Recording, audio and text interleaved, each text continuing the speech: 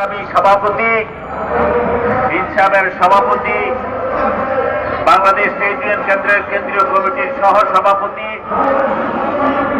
এখানে উপস্থিত ইনসাফের সংগ্রামী সাধারণ সম্পাদক বাংলাদেশ ট্রেড ইউনিয়ন কেন্দ্রের কেন্দ্রীয় কমিটির সহ সভাপতি এবং নির্বাহী কমিটির সম্মানিত সদস্য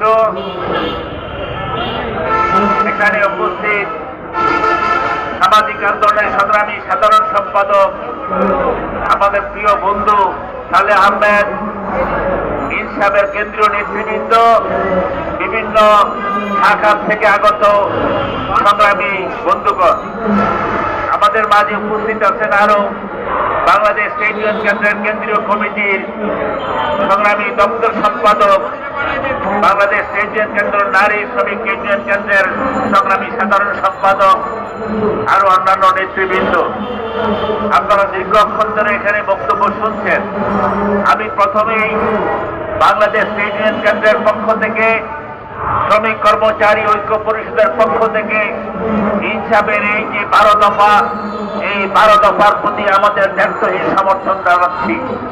প্রিয় বন্ধুগণ, শুধু সমর্থন জানাচ্ছি না, বাংলাদেশ ট্রেড ইউনিয়ন কেন্দ্রের এফিলিয়েটেড সংগঠন হিসাবে নির্মাণ শ্রমিকরা যে সমস্ত আন্দোলন করছেন তাদের দাবির প্রতি ট্রেড ইউনিয়ন কেন্দ্র সমর্থন এবং তাদের সাথে একসাথে আমরা লড়াই করে যাচ্ছি।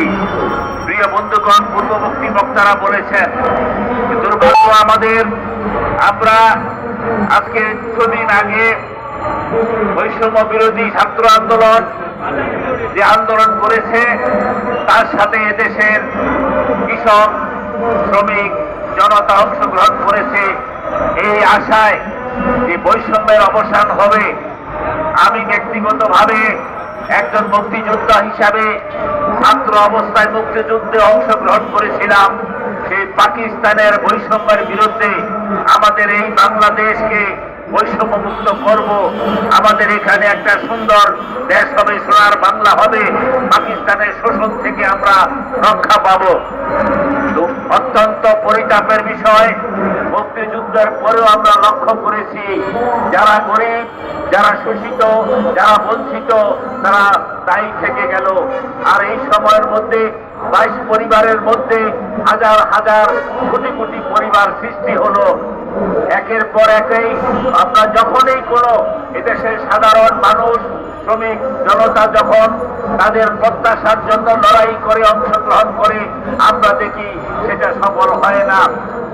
বন্ধুরা আমার, এবার বৈষম্য বিরোধী আন্দোলনে ছাত্ররা অংশগ্রহণ করেছে তাদের একটা নির্দিষ্ট দাবি নিয়ে, কিন্তু এদেশের সর্বস্তরের জনগণ অংশগ্রহণ করেছিল ওই স্বৈরাচার সরকারের বিরুদ্ধে। তাকে হটানোর জন্য এদেশের সকল শ্রেণীর মানুষ অংশগ্রহণ করেছিল। আমরা আশা করেছি, এখনো আশা করতে চাই যে আমরা কিছুটা পরিবর্তন দেখব, কিন্তু আমরা লক্ষ্য করছি যে পরিবর্তনের কথা শুনছি, বিভিন্ন সংস্কার কমিশন হচ্ছে, বিভিন্ন রকমের উদ্যোগ নেওয়া হচ্ছে, কিন্তু পাশাপাশি আমরা অত্যন্ত দুঃখের সাথে লক্ষ্য করছি জিনিসপত্রের দাম দিনে দিনে বৃদ্ধি পাচ্ছে। আরো লক্ষ্য করছি যে এই জিনিসপত্রের দামের সাথে ব্যাট যুক্ত করে সেই জিনিসপত্রের দামকে আরো বেশি করা হচ্ছে। আইন শৃঙ্খলার পরিণতি যদি বলেন, এখন পর্যন্ত আইন শৃঙ্খলার তেমন কোনো উন্নতি হয়নি, চাঁদাবাজির কোনো অংশেই কমেনি। আমরা একথাও বলতে চাই, 3 মাস 4 মাসের মধ্যে সকল সমস্যার সমাধান হবে না, কিন্তু যেই এদেশের শ্রমিক, এদেশের গরিব মেহনতি মানুষ যেই লক্ষ্যে এই গণঅভ্যুত্থানে অংশগ্রহণ করেছিল, জীবন দিয়েছে, তাদের কাছে সংস্কার, তাদের কাছে অনেক বড় বিষয়, সেটা গৌণ। তাদের কাছে বড় বিষয় হলো যে আমার মজুরি বৃদ্ধি পাচ্ছে কিনা, আমার চাকরি নিশ্চয়তা হচ্ছে কিনা, আমি কম দামে জিনিসপত্র কিনতে পারছি কিনা। বন্ধুরা, আমরা তেমন কোনো পরিবর্তন লক্ষ্য করছি না। তাই অন্তর্বর্তী সরকারের কাছে অনেকের মতো আমরা শ্রমিক শ্রেণী, আমরাও কিন্তু অনেক প্রত্যাশা রাখতে চাই। এখনো আমরা বিশ্বাস করতে চাই অন্তর্বর্তী সরকার তার এই পরিবর্তন আনবেন। স্বাধীনতার উত্তর যখন প্রত্যাশা হয় নাই। 84 সনে যখন স্বৈরাচারের পতন হয়, যখনই যেই পতন হয় এদেশের মানুষ অনেক আশায় বুক বাঁধে, কিন্তু আমরা দেখি সেই আশা পূরণ হয় না। তাই আজকের এই সমাবেশ থেকে অন্তর্বর্তী সরকারের কাছে আমাদের আকুল আবেদন, আপনারা এই বিষয়গুলোর প্রতি দৃষ্টি দেন। প্রিয় বন্ধুগণ, আপনারা দীর্ঘক্ষণ আমাদের নেতৃবৃন্দের বক্তব্য বলে শুনেছেন, আমি কথা বাড়াবো না। নির্মাণ শ্রমিকদের দুরবস্থার কথা আপনারা কম জানেন, একথা না, এখানে ভুক্তভোগী অনেকেই।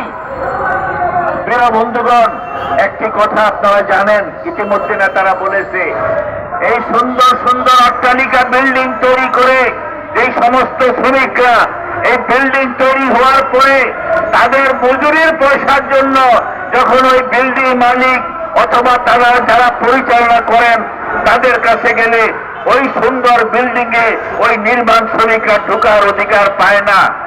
তাদেরকে বাইরে রেখে অথবা রোদ্রে রেখে অনেক জায়গায় তাদের টাকা পরিশোধ করা হয় না। যদিও বা টাকা পরিশোধ করা হয়, এই সুন্দর অট্টালিকা যারা তৈরি করলো সেই বিল্ডিং এ তাদের ঢোকার অধিকার তাদের ক্ষুণ্ণ হয়ে যায়। একই অবস্থা আমাদের দেশের এই সমাজ ব্যবস্থায়। ঔষধ কারখানার শ্রমিকরা যখন ঔষধ তৈরি করে তার ছেলে মেয়ের জন্য, তার চিকিৎসার জন্য সেই ওষুধ তারা কিনতে পারে না।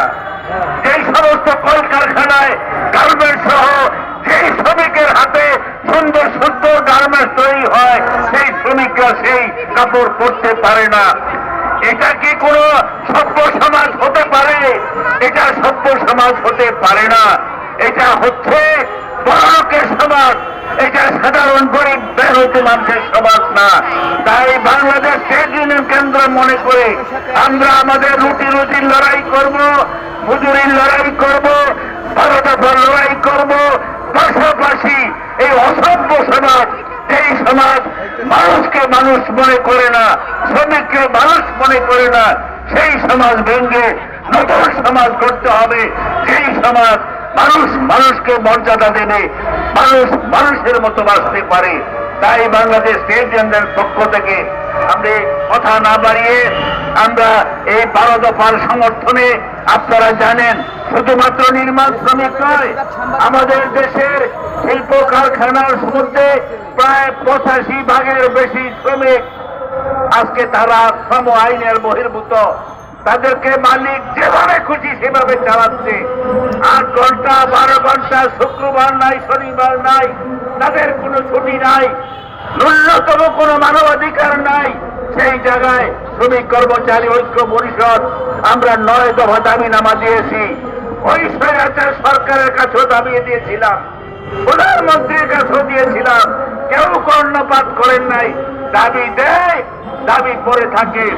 আমরা এখনো, আপনারা শুনলেন, ইমারত নির্মাণ শ্রমিক ইউনিয়ন বর্তমানে উপদেষ্টার কাছে দাবিনামা দিয়েছে। আপনারা সেখানে বসে আছেন, এই দাবি না দেওয়ার অর্থ কি? আপনারা ডাকবেন, কথা বলবেন, কোনটা যুক্তিসঙ্গত, কোনটা যুক্তিসঙ্গত, কোনটা মানতে পারেন, কোনটা মানতে পারবেন না, তাদের সাথে বসবেন, আলাপ করবেন। নমুনা তো একই লক্ষ্য করছি। আগেও যখন মন্ত্রীদের কাছে দিতাম, প্রধানমন্ত্রীর কাছে দিতাম, আমরা দেখেছি যে এটা পড়ে থাকে, আমাদের কোনো খোঁজ খবর নাই, ডাকে না। তাই আমরা বলতে চাই, নির্মাণ শ্রমিকের পক্ষ থেকে যে দাবিনামা দেওয়া হয়েছে অবিলম্বে তাদের সাথে বসা হোক, তাদের দাবি মেনে নেওয়া হোক এবং যুক্তিসঙ্গত সময়ের মধ্যে তা মেনে নেওয়া হোক।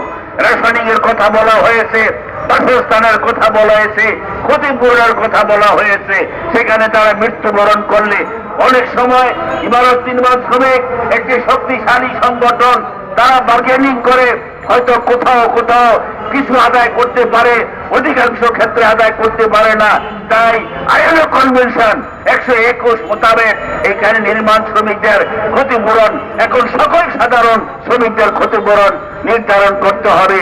প্রিয় বন্ধুগণ, আপনাদেরকে আর বিরক্ত না করে আমি নির্মাণ শ্রমিকদের আন্দোলনের সাথে বাংলাদেশ ট্রেড ইউনিয়ন কেন্দ্র তার সামর্থ্য অনুযায়ী সারা দেশের সংগঠন নিয়ে এবং শ্রমিক কর্মচারী ঐক্য পরিষদকে নিয়ে আমরা আপনাদের সাথে আছি।